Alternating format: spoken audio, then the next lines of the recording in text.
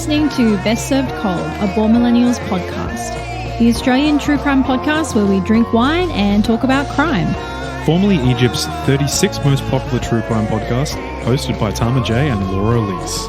Sit down, relax, grab a drink, and enjoy this week's episode. Yeah. Hello. That's it. That's right. Welcome back. Welcome back to another week of Best Served Cold, true crime podcast where we drink wine and talk about crime.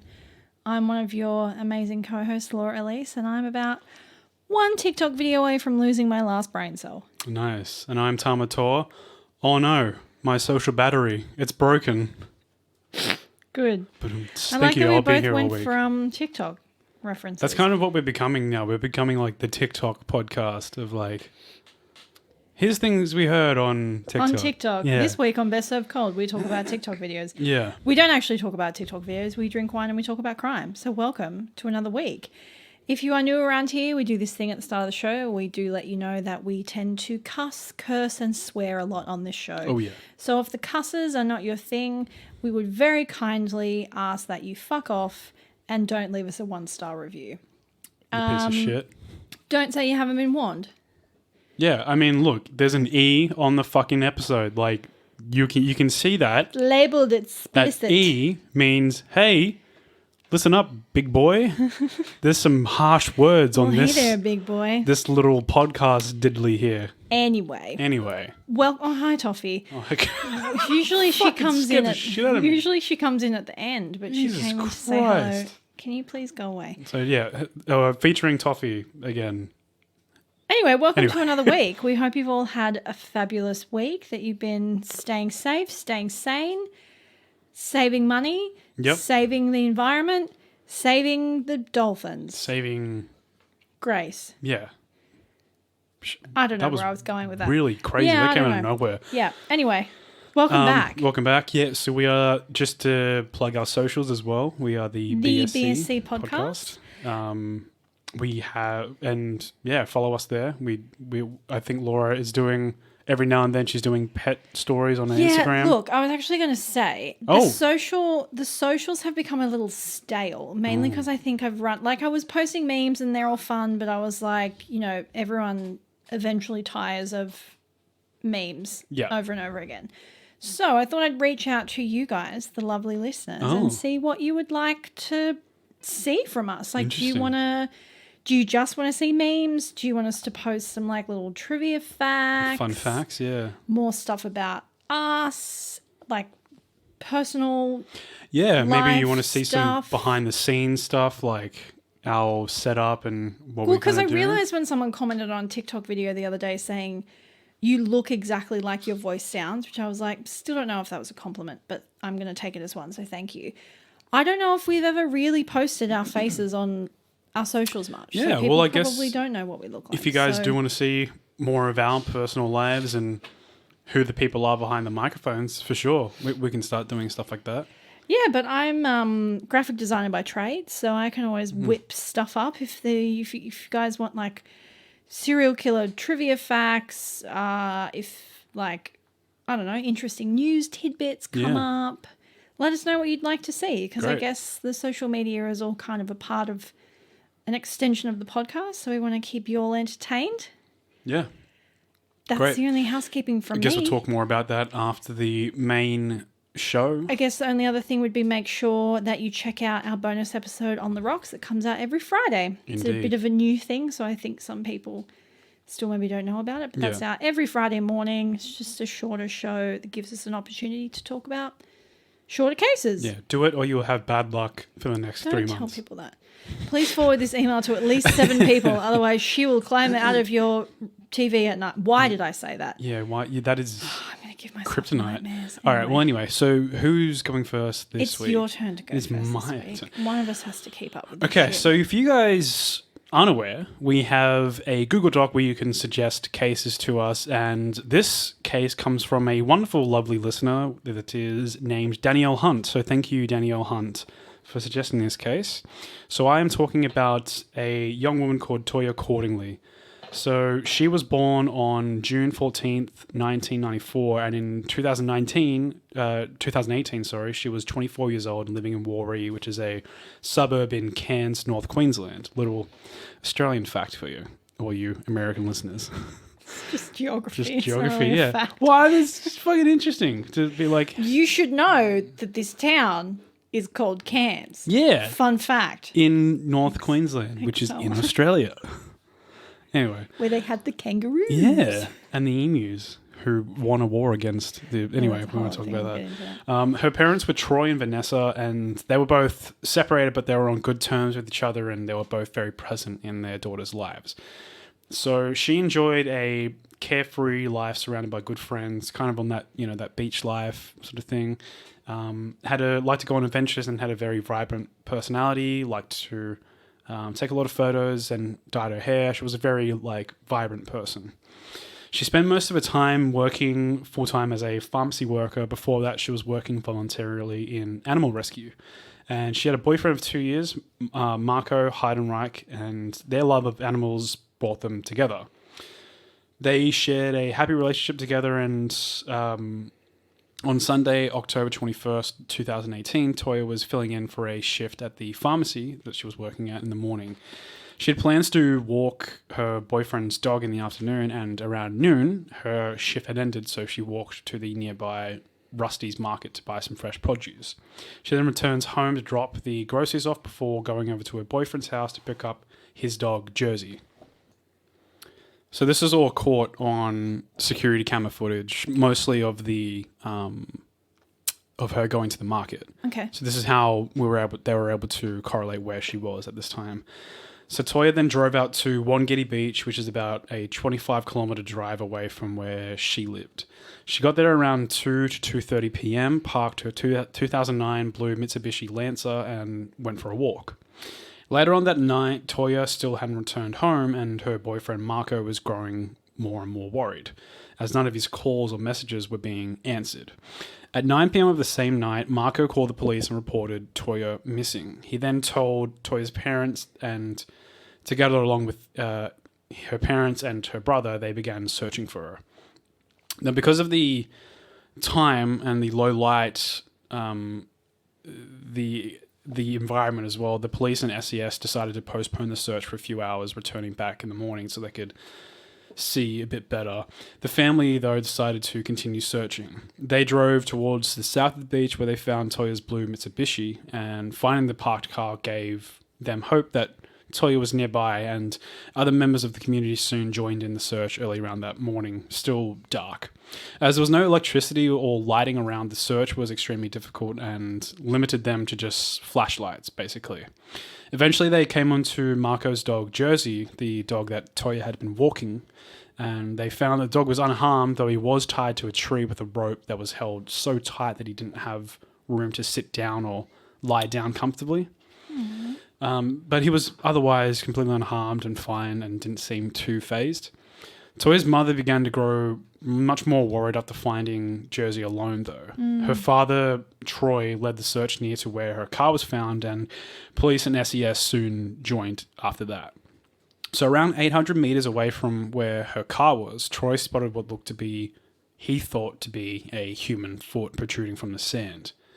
Troy hastily began to dig up around the foot, and unfortunately, this is where he found the deceased bodies of his daughter, Toyah Cordingley. So she was found naked in a shallow grave dug into the sand. Police described that when she was found with visible and violent injuries with several knife punctures all over her body. I even saw rumors that she was found with bite marks on her body, though that hasn't been confirmed or anything like that. So we don't know if that's actually true or not. But anyway, obviously this happening in a small town in Cairns, the entire area is shook, and a funeral is held 2 weeks later, attended by around 400 people, including the dog Jersey. Where does this leave us exactly? So Toyah was 100% murdered, and in evidently quite a horrific and violent way. And some suspecting of a sexual nature as well, given that she was found naked. So The day after her body was found, forensic dogs and SAS volunteers searched the beach for any evidence, with the police going door to door, working down to narrow the list of potential suspects. Police issued the following statement in a public appeal for information, and I'm quoting directly from what they said. We'd like to speak to anybody who saw any suspicious activity or anything out of the ordinary in the Lake Placid or Caravonica area on Sunday afternoon, the 21st of October 2018, between 4 p.m. and 5:30 p.m. The second area is we'd like to speak to anyone who has any dash cam footage from any vehicle traveling north on the Captain Cook Highway between Wangari Beach and Clifton Beach between 4:30 p.m. and 5:30 p.m. The third area is that we're also keen to speak to any females who have been approached by any males either acting inappropriately, aggressively, or making them feel uncomfortable in the last 12 months or 2 years in any beach area or secluded area between the northern beaches of Cairns and Cardwell. So immediate people around Toyah were interviewed, including her close friends and family, and all of whom have consistent alibis. Something that's interesting to mention is that the dog that Toyah was walking, which is Jersey, a German Shepherd Dane cross, it's a very big dog and was regarded as being pretty protective over Toyah and her boyfriend. So as far as we know, Jersey was tied up to the tree with no struggle, no resistance, and wasn't really phased that much at all. So this led investigators to believe that Toyah was actually approached by someone that she knew and the dog was comfortable around. This is sort of adding to the mystery of what happened. I mean, that makes sense. So this leads us to what is highly regarded as suspect number one, numero uno, the top of the list. On December 8th, 2018, 7 News reported on a person of interest. They'd known about his interest in his identity for about 2 weeks beforehand, but they held off out of respect for the family who also were aware of who this person was. So I'm speaking of a former nurse, Rajwanda Singh. He was a native of India and he lived with his wife, 3 children, and a young new baby in Australia. So he was known as Raj, and he had been working as an aged care nurse in Innisfail Hospital for 7 years. What I can find about him was that he was a relatively quiet, isolated person and apparently suffered pretty heavily from depression. Okay. So months before the case, co-workers reported that he'd taken several leaves of absence from work without any real justification. Not that you need it when you're taking leave, but he didn't tell anyone where he was going or didn't really have a strong reason as to why. Soon after this, though, he resigned entirely, just quit.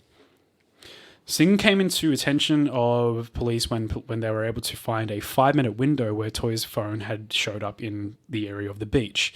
They used this window and compiled dashcam footage and traffic surveillance footage to compile a list of all the vehicles that were in the area at the time. One such vehicle belonged to Singh. So he had been identified as driving erratically through Cairns the night of Toyah's murder. Witnesses even claimed to have seen Singh with scratch marks and bite marks on him the next day, even though this is still only regarded as speculation. There's nothing to confirm this. The reason why we can't confirm this is because in less than 24 hours after Toyah's body was discovered, Singh left his entire family to fly back to his hometown of Amritsar in Punjab, India, where he currently is right now. Interesting. Yeah. So he flew to Sydney that night, and stayed with his sister before catching a flight the next day. He has not used credit cards or bank accounts since leaving Australia. All this happened so quickly that police were unable to reach him in time, but they were able to confirm that through the bank data, it seemed that the tickets were bought rather hastily. Mm-hmm. So for over 29 months, Queensland police kept this investigation close to their chest, revealing nothing about their progress and even urging the public not to jump to conclusions and label Singh as Toyah's murder. He's just one of several people of interest, right? Mm-hmm. So throughout their investigation, Queensland Police and the Australian Federal Police are liaising with Interpol and the Indian authorities to find Singh and have him extradited back to Australia, purely just for what they say is just to ask him questions and interrogate him. So as I said, this was over 29 months. This leads us to March of this year, from what I can find in articles written in March. Assistant Minister to the Attorney General, Amanda Stoker, said the extradition request to India has been finalised and would be formally lodged with Indian authorities. So usually the Australian government won't comment on the steps along the process of an extradition.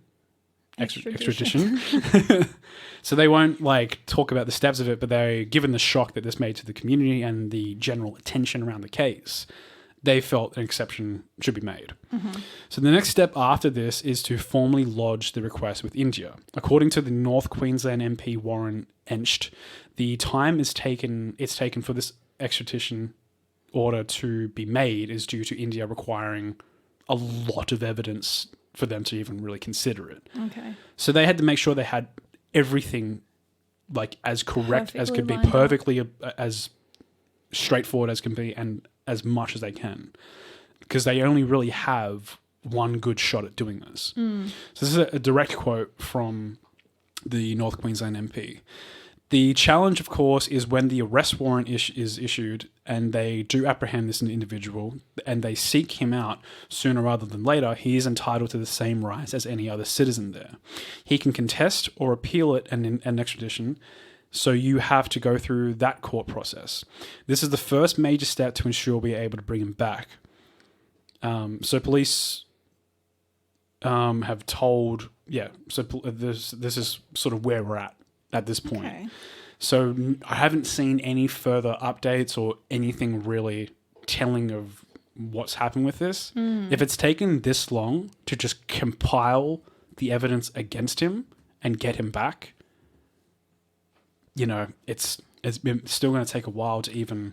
Well, I guess also COVID has probably slowed things down a lot, I would imagine. Especially in India, where just the numbers of people passing away was extreme. Their government definitely had like a lot on their hands, but this is where we're at. We don't know where Raj is. His family has even gone over to India to try and find him unsuccessfully, and family members in Australia have donated their blood for DNA analysis to try and narrow down if he was the suspect for it. They don't believe that he could be responsible for something like this. But when have we ever known a family member to be like, yeah, I always thought he was gonna kill someone? You know what I mean? Well, it's also kind of interesting because, like, why would you flee?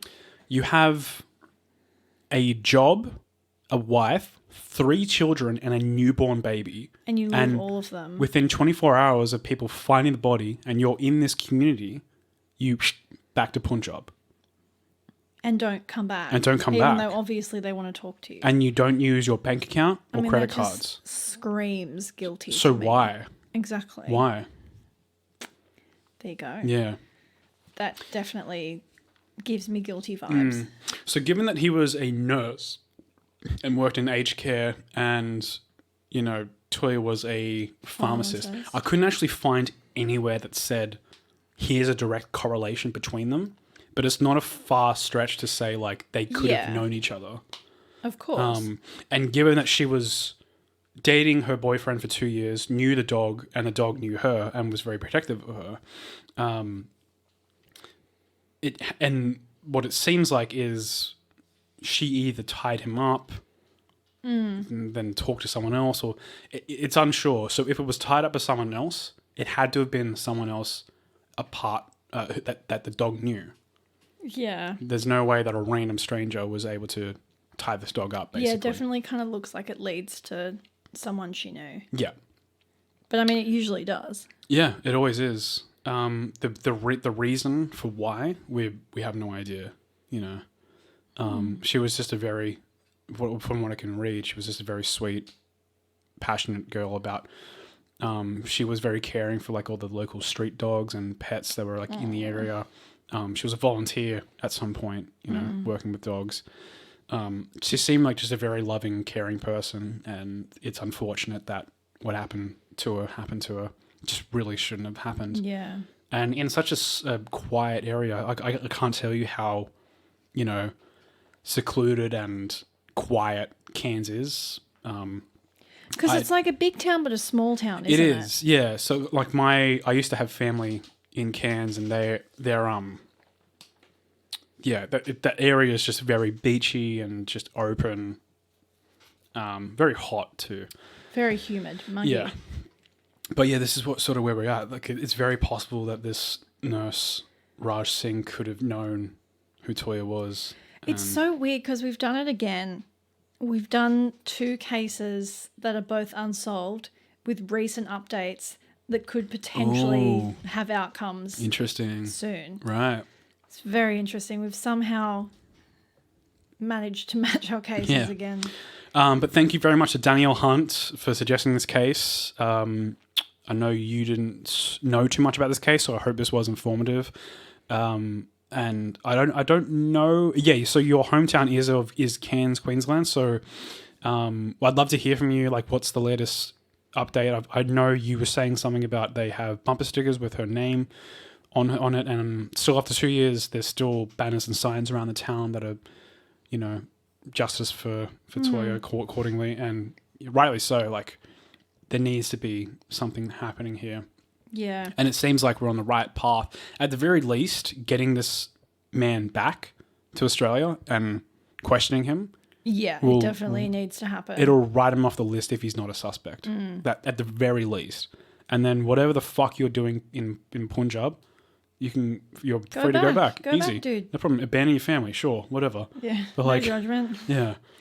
But like that's the thing. He's depressive. Just screams guilty. It's just like he did it. Yeah, we're not supposed to do that. It's supposed to be professionals, but he did it.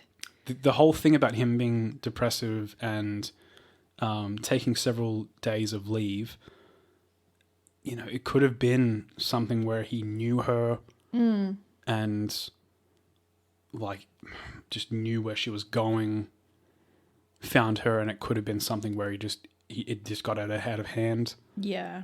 As we've done so many of these cases, and nearly all of them are like when they're crimes of passion. They just sort of happen. It's always it gets out of hand. Yeah. But yeah, thank you to Daniel Hunt. If you want to suggest a case, we have a Google Doc, which is on our Instagram link tree. Yep. So if you just go to the bio in any of our social media accounts, there's a link tree. And if you scroll down to the bottom of the link tree, there's a button that says suggest a case, which just leads you to a little Google Doc. Just leave your suggestions. If you want to get a little shout out and a little thanks for the suggestion, leave your name. If you want to be anonymous, don't leave your name. That's perfectly fine. And if it's big or small, it's fine because we're doing the secondary show now where we do smaller cases. Yeah. We do all sizes. We don't judge. We don't judge on size. Yeah. Size doesn't matter. It's all about how you use it. Exactly. All right, we're going to take a little break, and then when we come back, we're going to dive into Laura's story.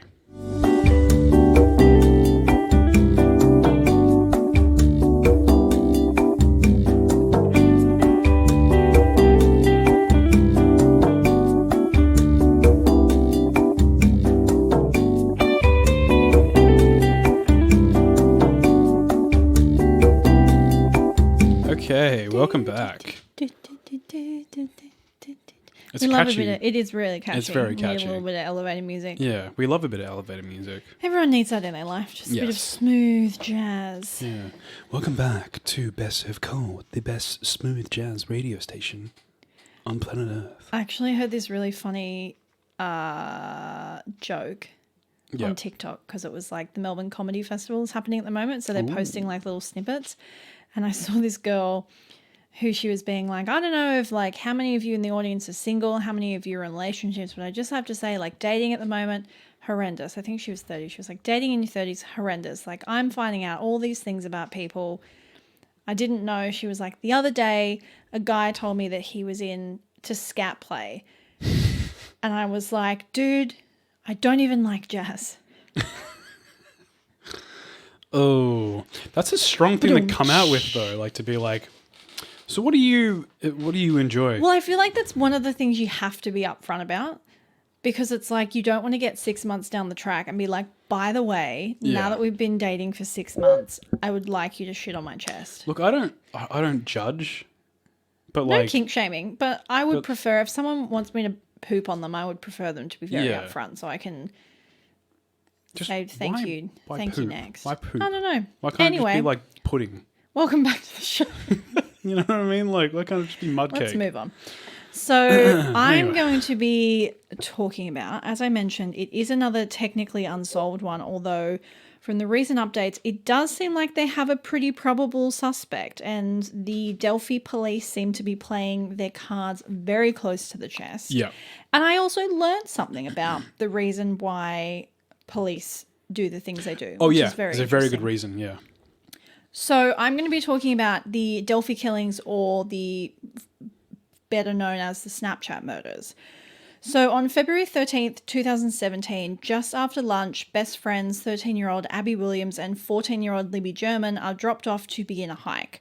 So together they're planning to hike on the, and I'm so sorry if I don't know how to pronounce, Moonan High Bridge over Deer Creek, and then walk through kind of the local wooded area. From what I can see, it's not like, it was a weekday, so it wasn't super busy, but it wasn't like some creepy deserted forest, which is why I think the family was comfortable letting them walk through alone. So from what I could see, I couldn't find a huge amount about the bridge itself aside from pictures, but my understanding is it's an old rail line that is on a suspension bridge suspended at 1.63 feet above a river. Jeez. So this particular part of the hike is not a proper hike. It's kind of like a railway track that's now actually blocked off, but they are converting it into a proper pedestrian walk. So you basically walk across the old rail lines. It's not a proper path. There's no handrails. It's just dodgy old wooden train tracks. And then from what I can see, it kind of ends and you have to double back on yourself to get back to the start. So it's kind of like essentially a one-way hike from my understanding of the pictures. Right. So from what I've read, the bridge from one end to the other is about a 10-minute walk, and it's kind of a rite of passage for Delphi locals from what I was reading. So lots of people would go there to have like their prom and graduation pictures done, because obviously it's very high, so the view is beautiful. And shortly after they're dropped off, Libby posts a photo of Abby on the bridge to her Snapchat story. The girls were supposed to meet Libby's dad at their agreed spot at 3:15 p.m. And after waiting for a little bit and then searching the area himself, when the girls don't show up and he can't find them, the police are contacted at 5:30 p.m. So due to their age, the authorities are very quick to arrive and begin a thorough search of the immediate area. Not initially suspecting foul play, they believe it's more likely the girls have wandered off, maybe one of them has fallen and injured themselves and they can't get to the spot they agreed to meet at. However, after a day of searching, sadly, the bodies of Libby and Abby are found near an abandoned bridge around a mile from the area where they were last known to be. So almost immediately, police start circulating a very grainy, sort of badly pixelated photo of an individual seen on the trail where the girls were taken. In the photo, the man can be seen with his hands in his pockets walking on the bridge towards the girls. Shortly after the picture was released on February 22nd, police released an audio recording of the same person, or allegedly the same person, saying, "down the hill." It's at this point it's revealed that both the photo and the audio recording were taken from Libby's phone, with police surmising that the picture and video were likely taken by Libby on the suspicion that the man was following them. So good girl that she is, she's got a bad feeling, so she whips her phone out, takes a picture, starts recording. And then it's possible that when the audio was taken, the girls were potentially being ushered against their will or under like false pretenses, quote, down the hill. Mm-hmm. Police advised that they do have further evidence which they will not publicly release to avoid impeding on any potential future trials. And this evidence, along with the way the girls were killed, have to this day not been released. And this is where I learnt something. So it's worth pointing out that there have been many occasions with smaller serial killers and prominent serial killers, Robert Hansen and Israel Keyes, where police, I just always assumed it was to avoid fucking up the trial. Yeah. But I found out that they actually withhold details of the murder if it's a particularly violent or horrific crime. So it can be used as kind of a carrot to get a confession from the suspects if they have families. So it's like, if you tell us what you did, we won't release to the public what you did, and your family won't have to live in shame knowing that you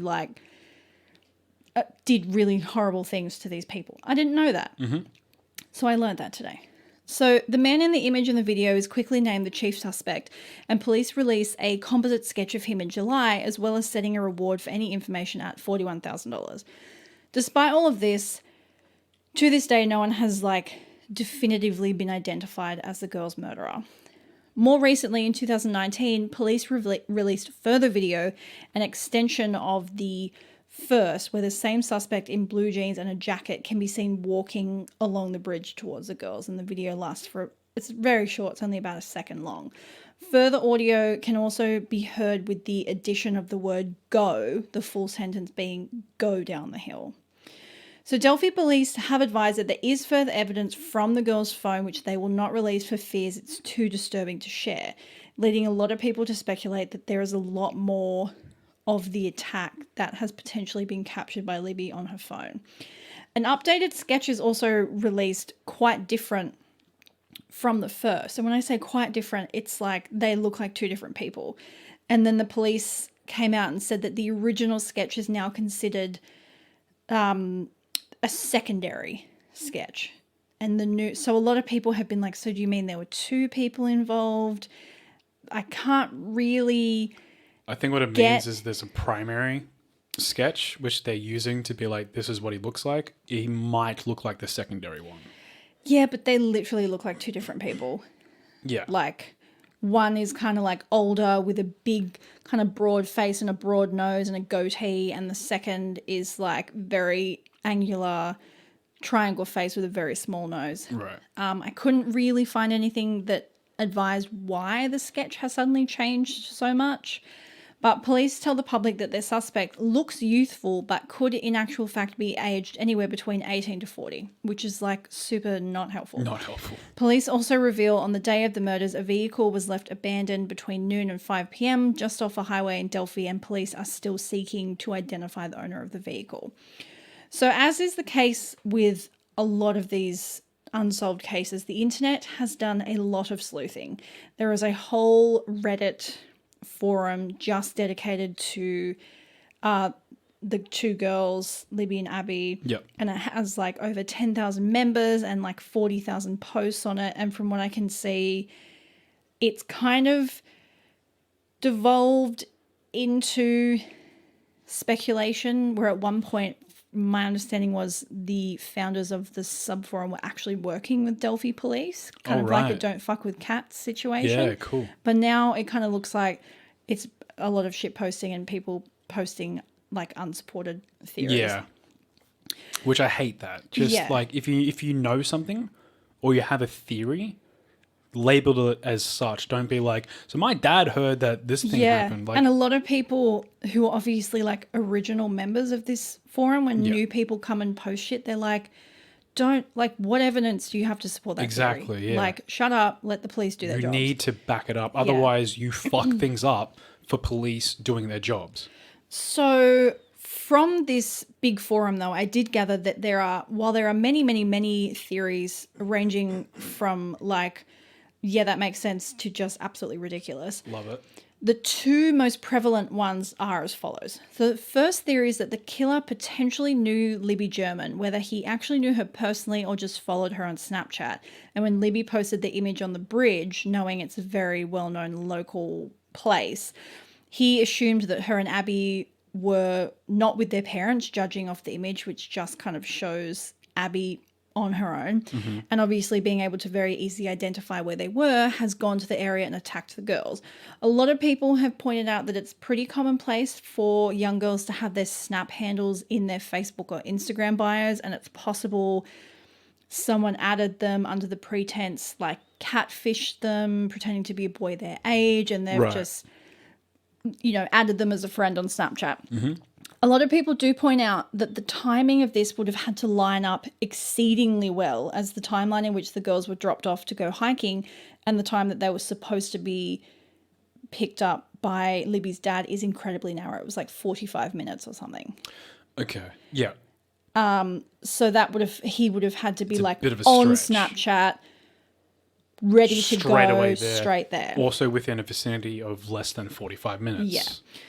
So the second theory is that our killer was someone who was hunting for victims, potentially just to kidnap and assault, and then perhaps it went wrong. So a lot of people have pointed out that there are multiple service roads and fire roads in the area that could have been used to drive a car. The killer has then waited for, a young girl alone, a group of young girls alone, and taken advantage. So people theorize this is potentially why the video of the man was taken by Libby. If he'd walked past them to sort of suss them out and then doubled back to follow them. Yeah. And they were kind of like, hang on, That's you fucked. just walked past us. Why are you following us? Both theories do agree, however, that it's highly likely whoever killed the girls was a local who knew Delphi and particularly the area around the bridge very well. So multiple suspects have been named, like so many different people that were, have committed rape and murder previously, but the most prevalent and most recent one that's been kind of in the news as of June 2021, so very recent, is Brian Chadwell. So Brian Chadwell is a 42-year-old man who was accused of attempted murder after a 9-year-old girl who'd been reported as missing was found in his basement. So when she was found, she was chained with a padlock and her clothes were on the ground beside her. And there are more details that if you really want to look into it, you can. But it's just like ick factor times a million, so I'm not going to... Yeah. So his house is only 15 miles away from Delphi. Well. And he looks a fuck ton like the composite sketches. Interesting. Like a fuck ton. While nothing official has been released, authorities have said there are, quote, several factors causing them to look closely at Chadwell for the murders. So a few things about him. 1, he has super weird tattoos of 2 young girls on him where they appear to be crying blood. One that many have pointed out looks suspiciously like Libby German. But, wait. What the fuck? So they're like kind of semi-realistic cartoons, like simple line drawings of like 2 girls with their eyes blacked out and then like that is tears just or blood. fucked Super up. fucked. Okay, first of all, that is fucked, just regardless of like who you are. Yeah. Add in the 9-year-old girl and potentially killing these two. That's fucked And up. I'll admit, a lot of the time I read stuff like that and I'm like, oh, the tattoo looks like, and you're like, no, it doesn't. It kind of does. Like someone did a side-by-side of like if you were going to do a cartoon rendition of Libby German, it does kind of Which look also, like her. like, if you're a criminal trying to get away with the crime, Yeah. like, how fucking stupid are you? So the tattoos, though, were a bit of a contentious subject. So some of Chadwell's friends have pointed out that he had these tattoos prior to the Delphi killings, although this doesn't seem to be confirmed, with Chadwell's own sister remarking that she doesn't think he had the tattoos prior to the Delphi killings, calling him, quote, a monster and absolutely evil person. Yeah, let's just point out too, sorry to interrupt, this person kidnapped a 9-year-old girl, and this is his friends saying this about him. His sister. No, but I'm saying their friends, yeah. his friends are defending him. Yeah. This is his friends of a person who kidnapped a 9-year-old girl. Yeah, well, he did more than kidnap. Let's just... But like, we don't need to say that. Yeah. But yeah. So when his sister was asked if she thought he was capable of committing the Delphi murders, she responded with absolutely, with Chadwell's stepfather also commenting that he believed Chadwell would be capable of committing the murders. He also has a lengthy, violent criminal past with like multiple arrests and misdemeanors for violent crimes. So, Yeah. like, This is very recent. So this was like 4 months ago. So it'll be very interesting to see if any more things come about the... So what's the I'm not sure if you know this. What is the process? Like, they are questioning him, or they think it might be him. They're looking for him. Well, he's in jail because he was arrested Right. for the kidnapping of this other young girl. Right. But he wasn't during the time. No, so this was recent. The kidnapping of this young girl happened this year in April, and I believe he was arrested in April. Yeah. And then this is all kind of came out in June when I think people have been like, hey, this dude did some like super sketchy shit and it was like really close to the Delphi where these 2 girls were murdered. And then the cops have come out and said, yeah, we're questioning him. Right. Interesting. So it's very interesting with these cases that are kind of like we cover them and there's updates happening in real time because it does give you a real scope on how long these things take. Like the fact that was in June and then there's still not really any like concrete updates since then. Yeah. I mean, even like, you know, with Toyah Cordingley, like it happening in 2018 and we're not getting anything really until fucking like 4 years later. And even now it's like it could be a long time till anything happens. Yeah, so as of a week ago, he pled guilty to the attempted murder and child molestation for the recent crime. Yeah. So, I mean, at the end of the day, he's in jail, so... But I think what everyone wants, especially the families of the victims... Oh, of course. They want to be like, closure. I want to know that it is him. Yeah, and I guess he's in jail and he gets additional charges for doing what he did. Well, in like a really also kind of like fucked up way, the fact that he's in jail almost gives the cops leverage to be like, you know, we can knock some years off your sentence or whatever. Do you know what I mean? Like the fact that he's already in jail gives them a bit more leverage to kind of potentially get him to, if he did commit the Delphi murders, but... It's very interesting. Yeah. If they, I mean, I'm sure they could find some sort of DNA evidence that would link him. That'd be like worst case scenario. They don't have nothing that connects him, and they need like something to him to confess or something like that. But yeah, the side by side images of both the tattoo and him with the composite sketch are, you're like, bro, like, bro. That's you. Yeah, there was also some other weird stuff which I didn't think was really worth mentioning because it is kind of a lot of speculation, but he has some really weird Facebook posts that are still publicly available, I'm pretty sure, or at least the screenshots are. He also had a super weird TikTok account that's been deleted since his arrest in April. Interesting. But he posted some weird shit on his TikTok account that I believe I'm sure the videos have been downloaded and archived somewhere. Of course, yeah. The actual account has been deleted as of today. But yeah, just like super fucking weird dude. Yeah. Super weird dude. If there was going to be someone who would be responsible for that. What's interesting, well, not so much interesting, but what is different about this person is attacking a group of people, or a pair rather. You know, oftentimes, especially when there's people like this who are seeking out younger victims, who tend to be, you know, for predators tend to be more easily accessible for them. Yeah. It's interesting that he chose a pair to target. Because typically they'll target people that are by themselves. A pair is a very off-putting thing to people. I mean, you can tell from the many, many photos available of this guy because he loved to post photos of himself on Facebook. He's quite a jacked guy. Right. Okay.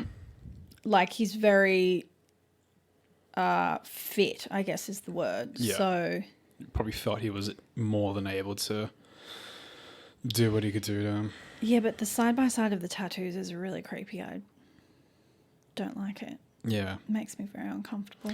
That's fucked up if it is him and he decided to gloat about it and got a tattoo. Laura's showing me trying to show now. You.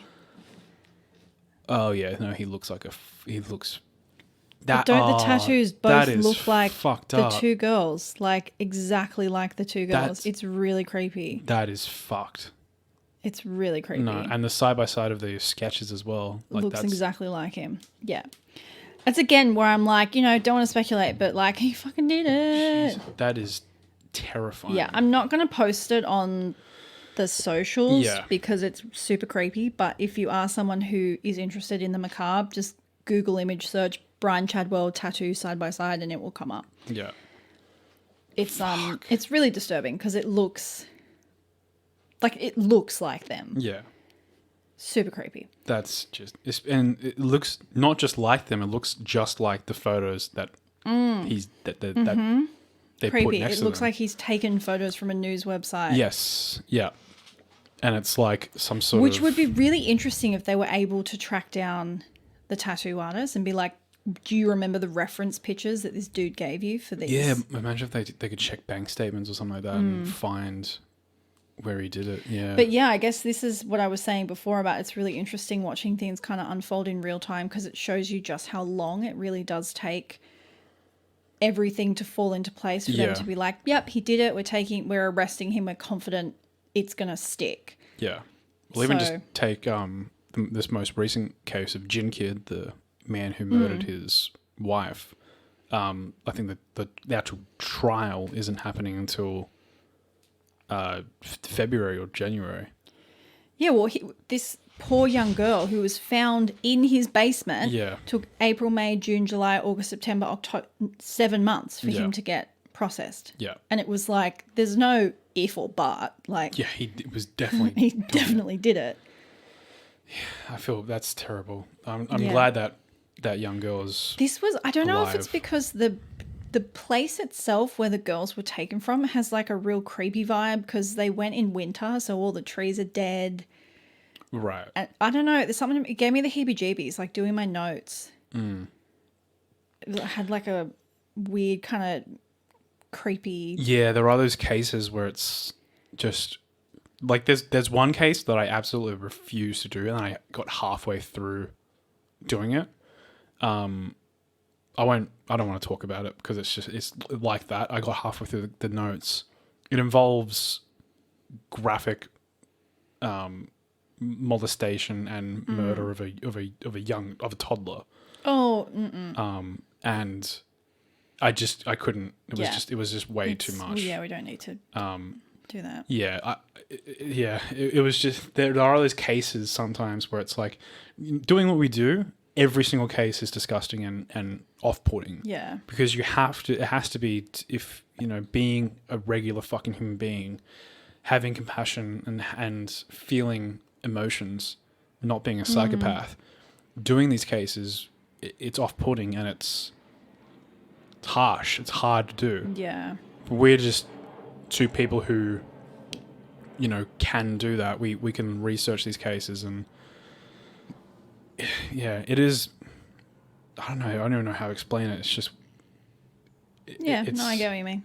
I'm sure everyone listening gets what you mean. Yeah, it's that vague like fascination of like how far can human beings go, but also like this is something that a lot of these cases aren't necessarily covered by media a lot, and there's not a lot of information out there about them. So it is important, and in some small way, you hope that this like helps in any way to like spread, like especially with unsolved cases, like spread the message of like this is unsolved. Like internet sleuths, please do your thing. Yeah, but there are just those cases that it's just not. You just can't do it. It gets to a point where it's like this is just it can't be talked about.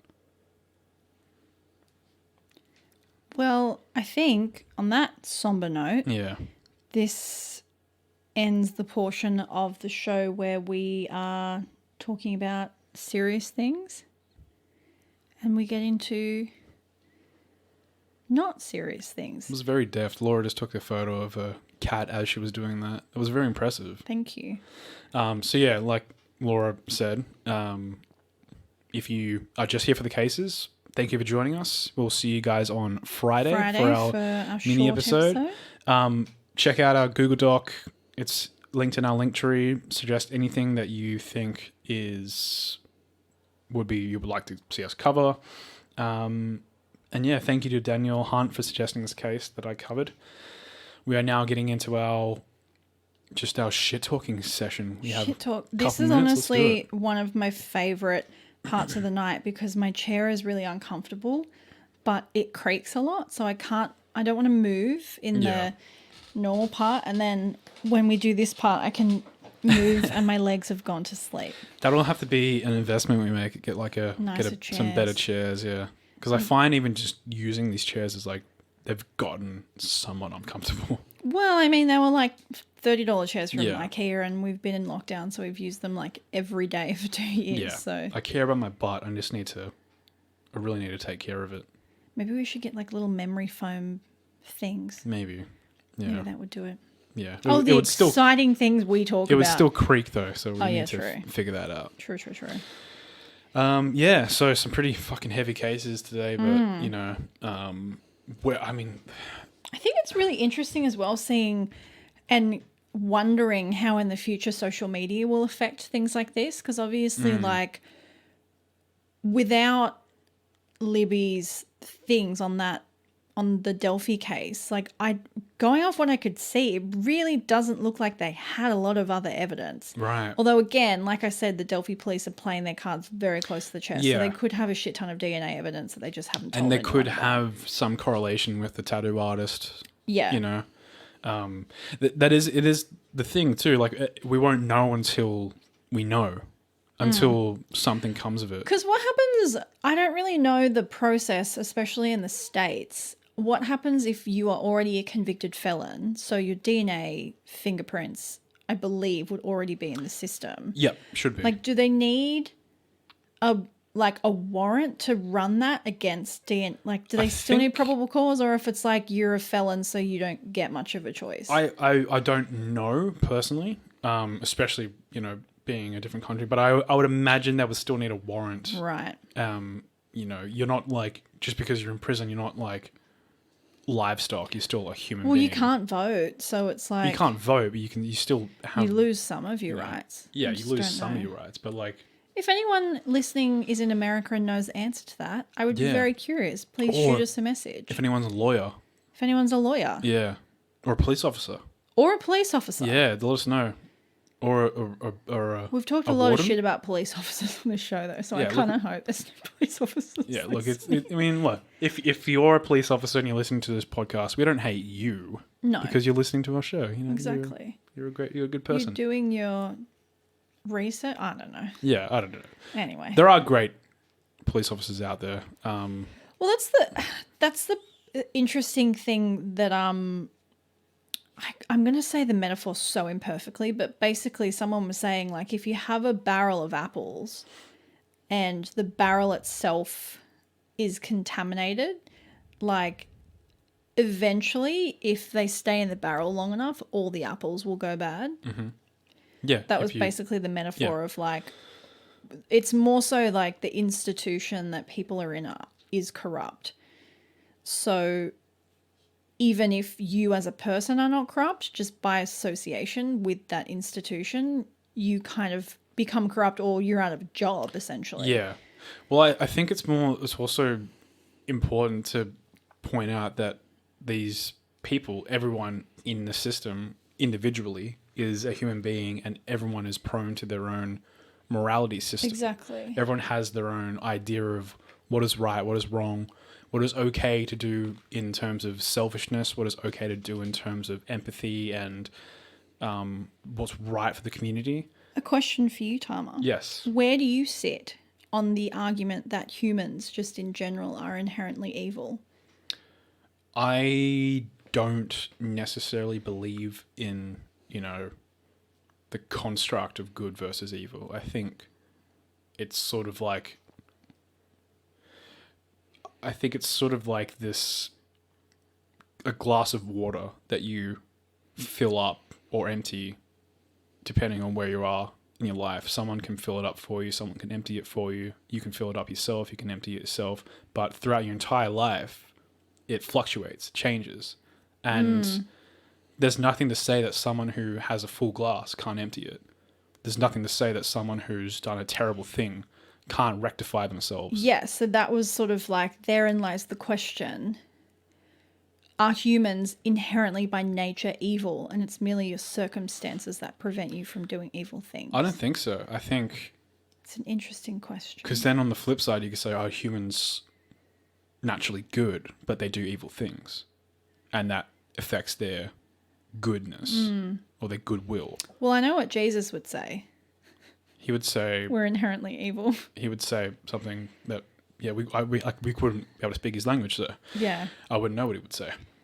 But yeah, I don't really believe in. I mean, it's fun to believe in the ideas of good versus evil. You know, it works in a sense of like a theatrical sense, or it's easy to identify things as good and evil. But I don't think people are inherently evil. I think it's one example, of course, psychopaths.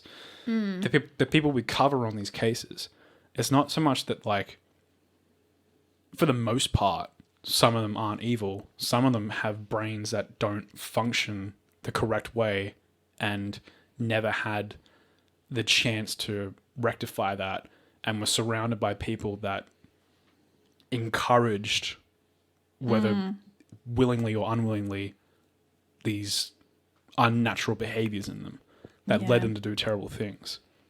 I mean, like, look at Edmund Kemper. Did some of the most terrible things you could think of to people who didn't deserve it, and then to his own mother. Yeah. But, like, could you call him, like, inherently, like, from the bottom of his heart evil? It's hard. Well, I think evil is a sliding scale as well. Yeah, it is, for sure. Like, the things he did was incredibly evil. But, like, would you look at him now and say, like, this old man who hasn't really done anything violent for the past few years in prison? Like, is he dead now? No, he's alive still. Okay. It's hard to sort of say and, like, label, you know, him as just evil. I think it's just kind of a hard thing to label as. And look at, like, anything, like, let's even cut murder and, you know, that completely out of the question. Something as simple as getting drunk and abusing someone, or like, let's say pressuring someone into sex, and, like, you're a young man, you pressured someone into sex, you didn't do it out of malice, you did it out of ignorance. You know, you didn't grow up in a world where someone taught you, like, this is like how consent works. Whereas, like, for the most part, like, we have taught women, like, here's the lines and here's things to look out for and here's what you should do. Yeah. But our entire lives as men, no one tells us, like, here's what you shouldn't do. Yeah, like, everyone's like, rape is bad, but beyond and that, well, like, I think that says a lot about rape culture as well. But it's like, it's like, you as a woman, do this or don't do this. And it's like, why aren't you fucking telling men from an early age, don't do this? Yeah. If this happens, don't do this. If this happens, this means that. But I also think it's kind of like, I don't know, like, because I do think that it comes with a certain inbuilt sense of right and wrong. Because, like, for example, when we very, very first started dating, I think it was like our second date, and I was absolutely determined to go home with you. I was determined to get some, and I was so drunk, and you were like, no, go home. Like, you're way too drunk. Yeah, I don't for sure. Take advantage. And you even just said that, like, you felt that you were never taught what was, like, but what is consent, but you just knew there was something inside you that was like, me going home with you would be wrong on some level. Yeah. Which is, like, what the point I'm trying to make is, you know, if that was the case in, like, a 20-year-old doing that, and you think, like, that's a morally good person, like, that's a good thing that they didn't do that. Even not being taught that, it's a good thing to do. But, like, if you have someone who's at the age of 17 who, like, hasn't been educated properly, or isn't at the stage of their lives where it's like they know inherently what this is, and it happens, there's nothing to say that, like, later on in their lives they like not reconcile themselves or like, you know, go back to the way that they were before they did it. But there's nothing to say they can't look at what they did and say, that was fucked up. I know now that shouldn't have happened or shouldn't have done that. And then further going on to educate people on how not to do that. I think it's just like this thing of like, you know, a kid does something bad and then that kid's forever labeled as a bad person. That's not necessarily fair. Like if that person continues to do bad things and just through like, you continuously teach them like, this is bad, don't do this. And it just keeps happening. Yeah. And they're generally a bad person. Like that's, you know, you could label that as evil. Well, I just look at it like we've always been told it's nature versus nurture. Yes. But I honestly think it's a combination of both. Like Yeah. I do, my genuine belief is that there are some people who are like a little bit rotten in the core. Oh, of course. Yeah. Genuinely. Yeah. But obviously you have people who've come from really horrific childhoods who grow up to do amazing things and vice versa. Yeah. So I think it's a little bit of both. So I would say like not all humans are inherently evil. Like I think maybe we all have, not evil. I mean, I think it's also to do with intelligence. Because obviously like you wouldn't look at a dog and be like, that dog is evil. It's just like, it's a dog. It's cruising. It's just doing its instincts. But I think when you factor in a certain degree of intelligence, like there's a knowing of right and wrong that kind of seeds all of your behaviors. For sure. I mean, look at the billionaires of our world. You know, look at not Elon Musk. Look at Jeffrey Bezos. And look at Mark Zuckerberg. People who grew up regular. Yeah, like Jeffrey Bezos isn't like sitting in his house being like, yeah, it's a good thing I don't pay Amazon. So these people grew up as regular people who went through the trenches as a regular human being trying to make something happen. And then through hard work or whatever you want to fucking call it, it happened and they're successful and they're rich and they're billionaires and they look down on the people who are in the same situation as they once were in. Yeah. And treat them like cattle. Well, I guess it would be interesting to find an example of someone who is a billionaire from genuine like rags to riches, because both Mark Zuckerberg and Jeffrey Bezos had incredibly affluent families. Like Mark Zuckerberg was at Harvard when he started Facebook. Like that's not like it's community college. But it's still, you come from somewhere where it's like this. You're not. Well, yeah, you've definitely risen up the levels. You're not wiping your ass with fucking gold. Paper. But it would be very interesting to know what degree your affluence has on your view of the world. She's probably a terrible example because she's got some pretty shitty opinions. Well, that's what I mean. Like, who went through like a terrible experience, was like nearly homeless, and then got and became extremely very, successful, very rich. extremely rich, and has just really, seemingly lost all empathy for anyone. Yeah, it's fucked up. It's crazy that like this is. There must be studies on it. It has to be, yeah. Like, how do you go from such a humble start, you know, and then find success, and then not look around at the people around you and say, like, you know, life is pure. We should do good things. It's hard. And then you have people on the flip side who just like have had terrible things happen to them their entire lives. Nothing's pan out. And they're some of the nicest fucking people you'll ever meet in your life. Yeah. It's crazy. Human nature is such a weird, I could talk about thing. this for ages. Yeah. I get really in my head, and I'll start slowly imploding from the inside out. Which I think is to talk about this. That's kind of why I think people have a fascination with, you know, the classic serial killer stories of the 70s and 60s. You know, like how did Marilyn Manson convince several people to carry out murders for him?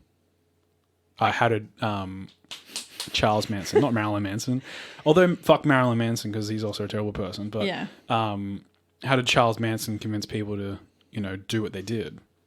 How? Yeah. It's very wild. Yeah. We could talk about this for hours, but it is very late for us. Yes. So I feel like it's going to very quickly devolve into semi-intelligent conversation to just us being like human good, but human bad. Make fire with rock. Bad? No. I make decision good, yes. Morally corrupt, We no? just start speaking like Yoda. That's when you know the show's over. Yeah. But thank you for joining us for another week. Gang. If you would like to discuss your internal existential crisis about the inherent evil of humanity, feel free to shoot us a message. Yes. I genuinely love talking about this shit, so feel free to chew my ear off. I will not hold it against you. Code word for the week. Let's say... Literally, the only word that came to my brain was poopy. I think we did that one already, didn't we? Did we? I think I need to go to bed. Spoopy or something like that. I've just had this really in-depth conversation. My brain's like, poopy. Anyway, code word for the week's poopy. Poopy, okay, right. Because that's how my brain feels at the moment. You literally were like, our brains are about to shut down. And then mine fucking just happened. You watched it happen in real time. You've just witnessed a live mind Shut down resetting of itself. My brain. Yeah. Anyway, code word is poopy. Thank you for joining us for another week. Yep. Don't forget to check On the Rocks out. Comes out on Friday. Yep. If you're feeling generous, we would love it if you would share the episode, leave us a review, tell your mum, tell your dog, tell your aunt, tell your uncle, tell anyone that will listen to the show. Tell your barista. Tell your barista. Baristas are cool people. Yeah. Be kind to service workers. Be kind to retail workers. We're all just trying to make it through life after the panini. So just be kind to people. After the what? The panini. Have you not heard that joke? No. Okay, where anyway. people just use any word but pandemic. Right. I've heard like the panna cotta, the panini, pancetta. The pud. Get with the times, Grandpa. Oh, sorry. Sorry, Gen Z. Anyway. All right, anyway, we're all just trying to get through life after the pancetta. Yeah. So just be kind to people. After the panna cotta. Yeah. Yeah. You know, life post-Pajero is going to be tough for everyone. And I'm all out of PA words. Anyway, check us out on socials at the BSC Podcast. And we'll catch you on Friday. Bye.